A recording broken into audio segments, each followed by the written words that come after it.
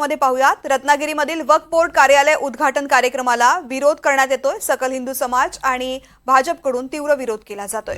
रत्नागिरीमध्ये वक्फ बोर्ड कार्यालयाचं उद्घाटन होणार होतं, मात्र या कार्यक्रमाला विरोध करण्यात येतोय। सकल हिंदू समाज आणि भाजपकडून तीव्र विरोध करण्यात येतोय। या ठिकाणी त्या दृष्टीने बंदोबस्त सुद्धा तैनात करण्यात आलेला आहे। राकेश गुडेकर माझे सहकारी आपल्या सोबत आहेत। राकेश, नेमकी सध्याची परिस्थिती काय आहे या ठिकाणी? तृप्ती, रत्नागिरी सिंधुदुर्ग विभागीय वक्फ बोर्ड कार्यालय आज रत्नागिरीत त्याचं उद्घाटन होत आहे।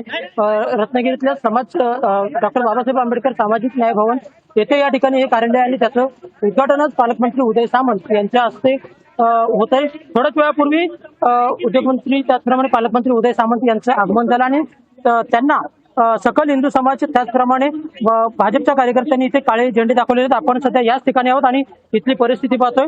मोठ्या संख्येने सकल हिंदू समाजाचे कार्यकर्ते आहेत, आपण भाजपचे कार्यकर्ते आहेत, हिंदू संघटना आहेत, त्या देखील इथे कार्यकर्ते दाखल झालेले आहेत आणि या वक्फ बोर्डाच्या कार्यालयाला या सर्वांनी विरोध केलेला आहे। कालच पत्रकार परिषद घेऊन सकल हिंदू समाजाकडून इशारा देखील देण्यात आलेला होता की हे कार्यालय इथे होऊ नये। या संदर्भातलं जे विधेयक आहे ते संसदेत सध्या पेंडिंग आहे आणि अशा परिस्थितीत हे वक्फ बोर्ड होऊ नये, इथे कार्यालय होऊ नये, यासाठी हा विरोध आहे।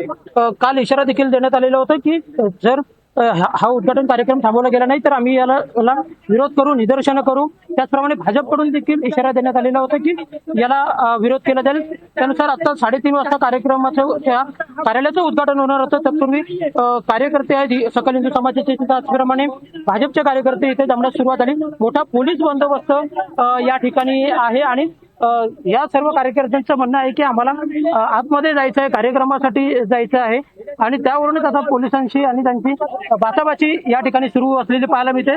काळे झेंडे देखील या ठिकाणी इथे दाखवले जात आहेत। तृप्ती, राकेश, या ठिकाणची परिस्थिती पाहता या ठिकाणी पोलिसांनी सुद्धा मोठा बंदोबस्त तैनात केलेला आहे आणि अनेक कार्यकर्ते हातामध्ये काळे झेंडे घेऊन उपस्थित आहेत। आतमध्ये कार्यक्रमाला मात्र सुरुवात झाली आहे का? कोणाच्या उपस्थितीमध्ये हा कार्यक्रम होतोय, काय माहिती मिळते?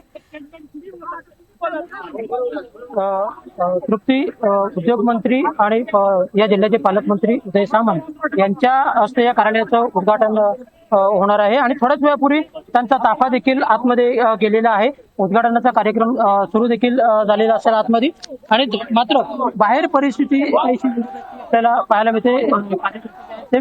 सकल हिंदू समाजाची त्याचप्रमाणे भाजपच्या कार्यकर्त्यांनी इथे जोरदार विरोध दर्शवलेला आहे। काळे झेंडे हातात घेतलेले, त्याचप्रमाणे पालकमंत्र्यांच्या विरोधात देखील जोरदार घोषणाबाजी या ठिकाणी करण्यात आलेली आहे। या सर्वांचं म्हणणं आहे की आम्हाला आतमध्ये जाऊ द्या, आम्हाला कार्यक्रमाच्या ठिकाणी जर कार्यक्रम सर्वांसाठी जर खुला असेल तर तिथे देखील आम्हाला जाऊ द्या, असं या सर्व इथल्या जे कार्यकर्ते जमलेत त्यांचं म्हणणं आहे आणि सध्या पोलीस त्यांची समजूत काढण्याचे प्रयत्न सध्या पोलिसांकडून सुरू आहेत। मोठा पोलीस फौजफाटा जो आहे तो दुपारपासूनच इथे तैनात करण्यात आलेला होता।